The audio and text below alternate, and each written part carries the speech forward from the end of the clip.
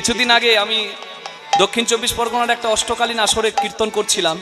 জায়গাটার নাম হচ্ছে পৈলানের কাছে করিমপুর।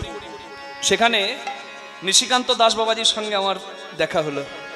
তো বাবা আমাকে কাছে ডেকে খুব আশীর্বাদ করলেন, বলে বাবা কেমন আছে? বাবা খুব ভালো আছে। আমার বাবাও কীর্তনিয়া সন্তোষ মুখার্জি।